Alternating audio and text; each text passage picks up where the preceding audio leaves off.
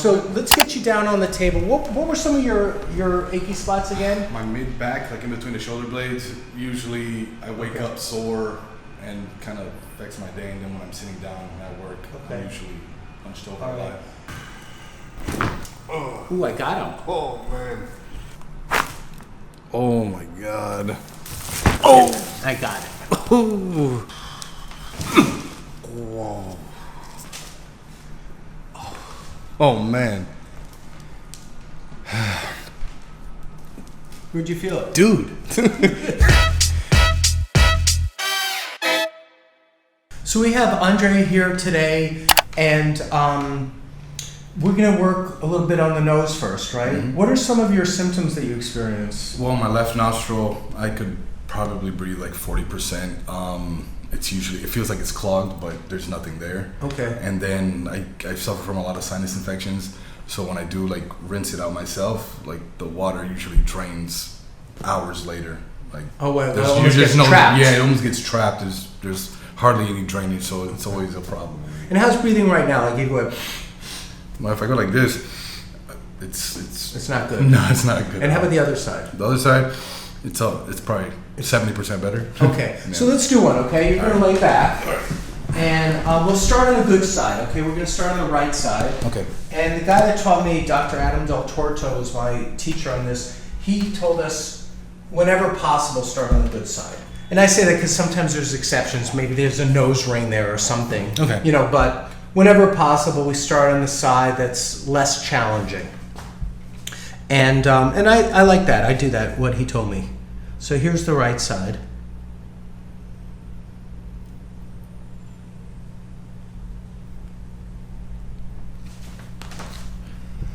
No, wait, okay. Let me set this. Okay, now I'm ready. Go. Wow. Here's some tissues. Do you want to sit up for a minute? No, I'm good. You're good. What did you think of that? Did you hear any noises or like crackling? Ooh, it felt like it didn't even go down my throat. It felt like it popped out of my ear. It was just like it was a weird sensation. Did you hear any noises like cracks or pops? I felt like 3 little mini cracks in the very back. Yeah. Once it popped out, I was like, okay. That was it. Yeah. That's what people experience. Sometimes people hear one big crack, and then other times it's like little mini separations or cracks. But weird noises and sensations. Oh, man. So, you ready to do the other side? Yeah, sure. Now let me place it before you breathe. And whenever you're ready.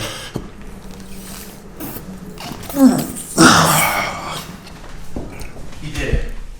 Oh, jeez. Wow. Here's more tissues. Whew. I feel like I'm crying now. Oh, man. Well, it's you know, like if you ever get hit in the nose, it makes your eyes tear. Oh, for sure. Yeah. Oh, man. Was that side different? I felt like there was more, how should I say? Like there was more blockage there, so it was kind of harder to actually get through. But when it popped to the back of my throat, it was just like, boom, and I felt the cracks. It was more than like it was probably like 6 or 7. It was a lot. Breathe now. You get some air. For sure. Good. Here, come sit up for a minute. Ooh. And breathe one more time. Oh, wow, my ears just like popped back out.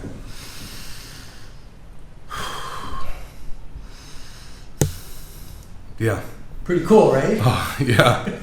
But, oh, wow. But crazy at the same time. Very. Yeah. Felt like I kind of went on like an elevator way too fast and my ears popped, and then like now they were like back to normal. It's crazy. I've done it myself many times where I was the patient, and every time was crazy. Yeah. You know, so it doesn't like ever not be intense. It's intense. Mm-hmm. There's 22 bones in the face, making up to 64 different joints. One of the things that the balloon does is it mobilizes the cranial bones. It releases direct pressure on the brain by having your bones squeezed so tight in your face. it relieves the dural meningeal tension. And the dura is like the sac or sheath on top of our brain and spinal cord. So it releases some of the pressure around that. And think of the casing on a hot dog being too tight.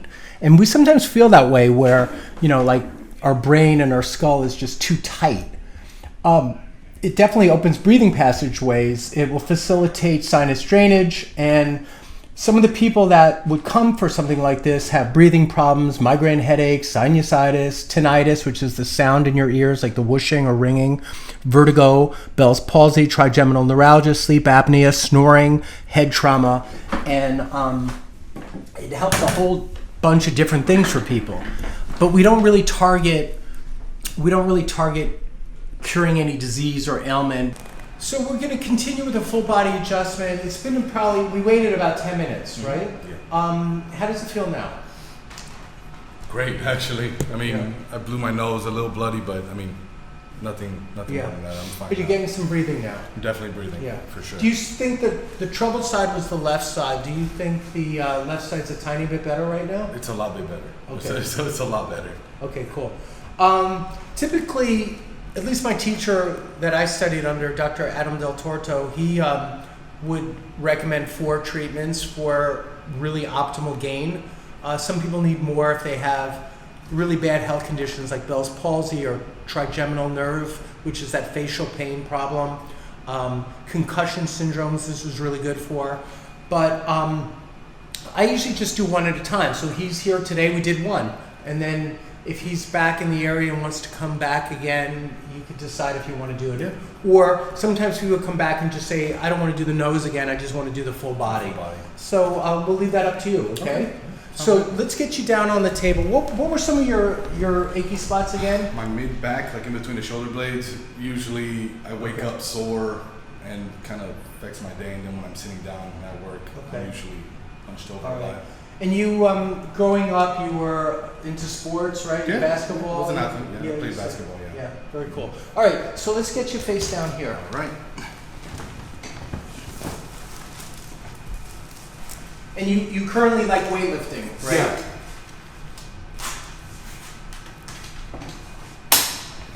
So this is going to stretch out your lower back a little bit. Can you reach out for these bar handles there? Gotcha. Whoa. And you could even drop the tissue on the ground, it doesn't matter. Okay. All right, so I'm going to start on the lower back. The upper back. And I can feel some of these tense muscles. You feel these, right? Yep. Here, turn your face to the side for a second.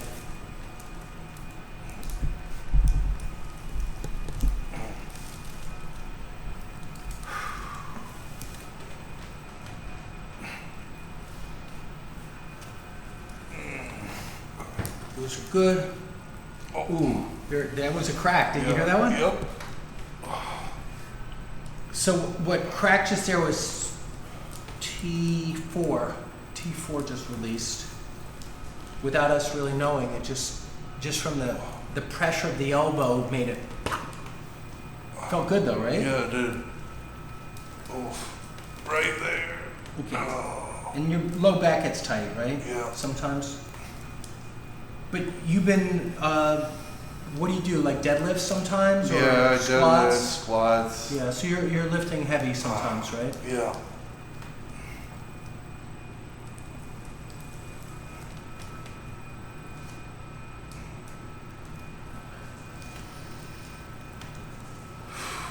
Right in there. Oh.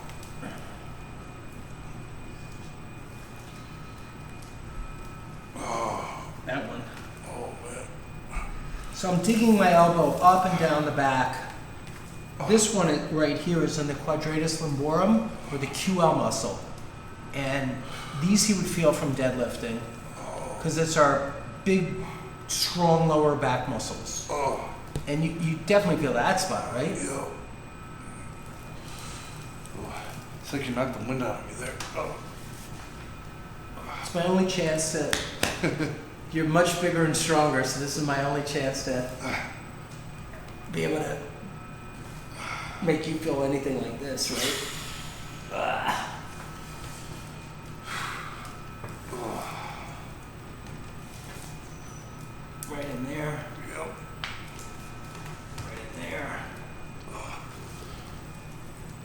Oh, those are strong.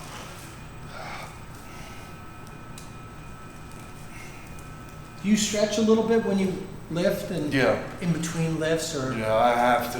I feel like I'm getting old already, so I feel it.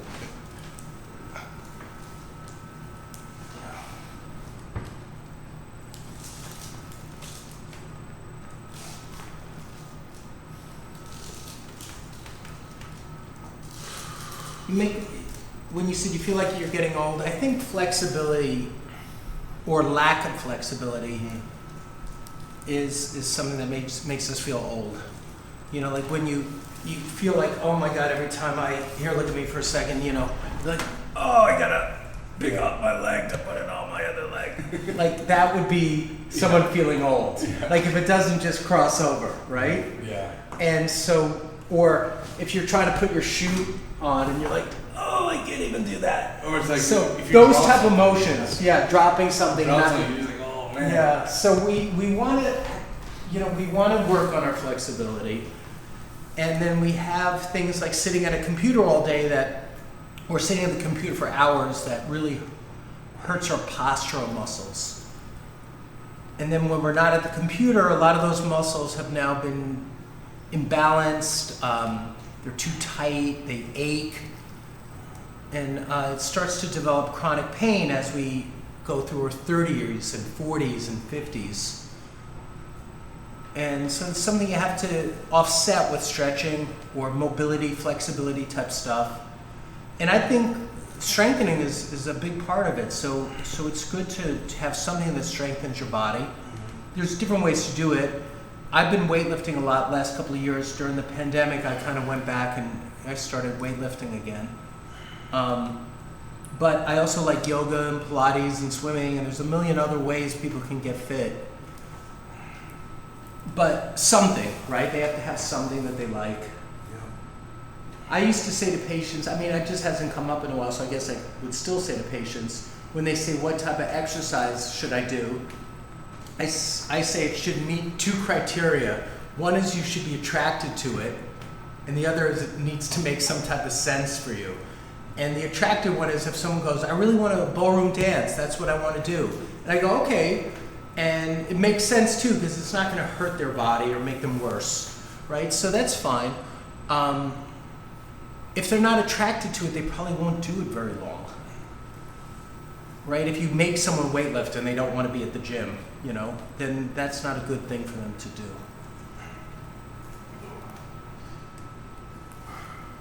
All right, so here we go. Now we're going to start working, okay?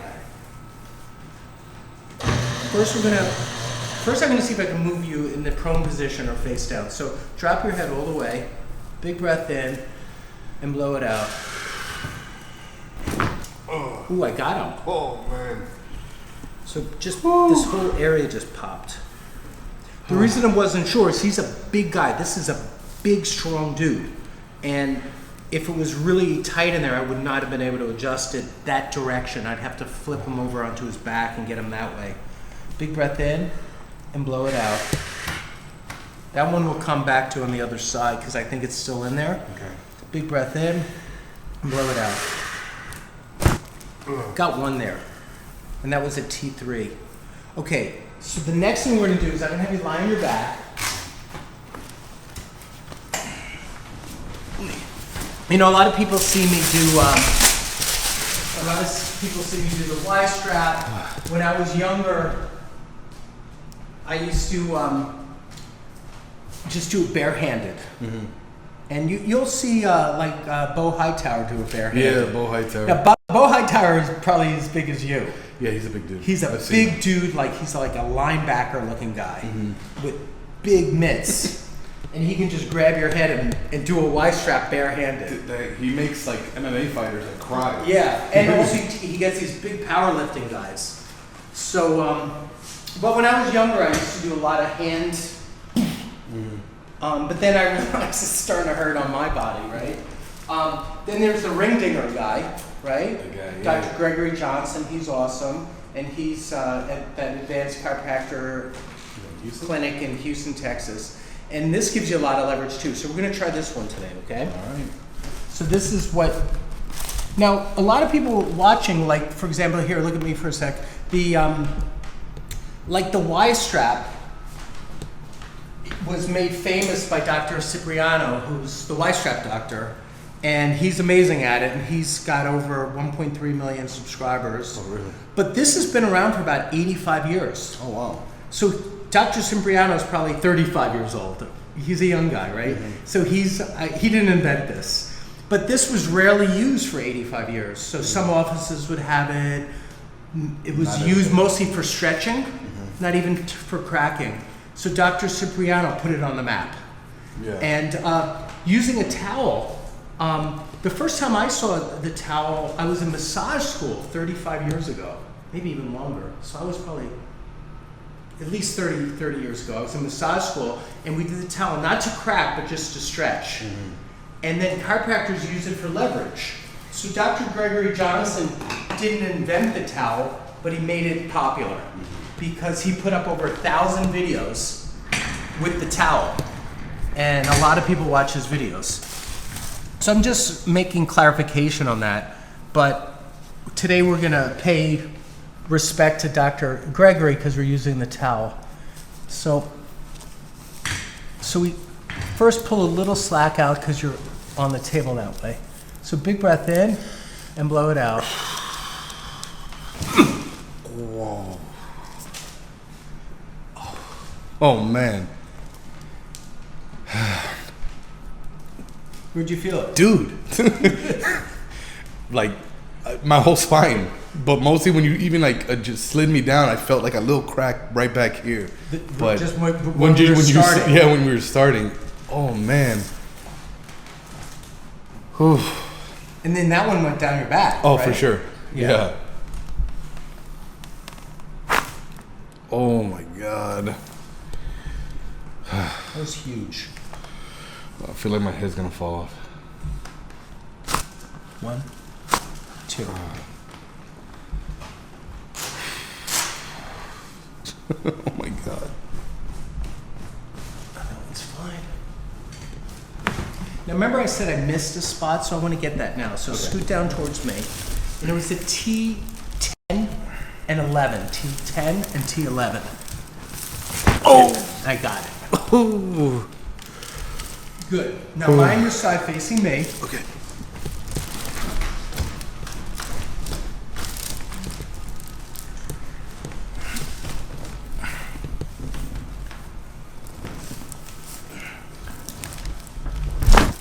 Good. Got your lower back. Yeah. You needed that. Yes, I did. So turn this way. Oh man. It's like my wife could do it all the time. She just does this motion, her whole bottom, like her hips just crack. And I'm just sitting there trying to do it. I'm just like, nothing's happening. Oh, that was great.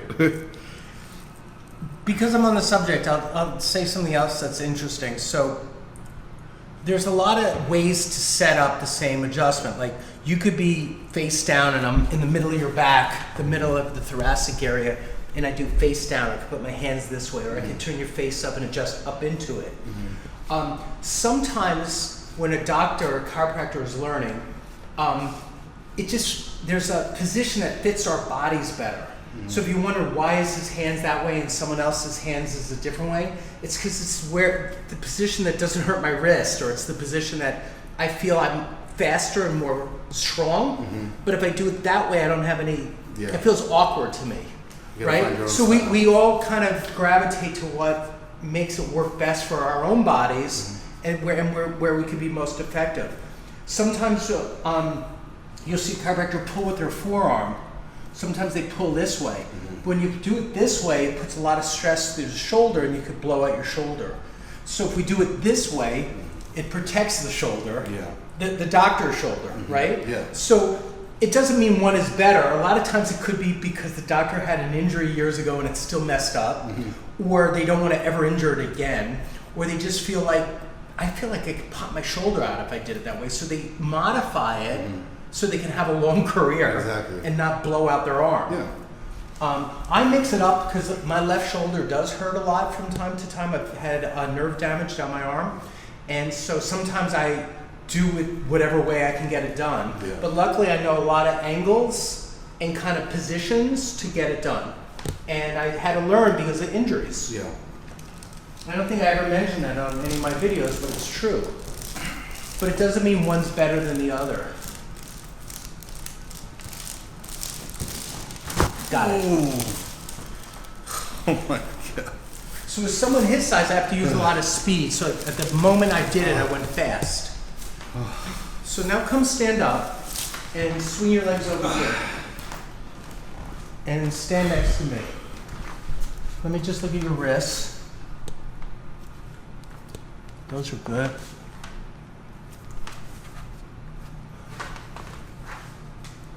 Here, come in really close. Turn this way just a little bit.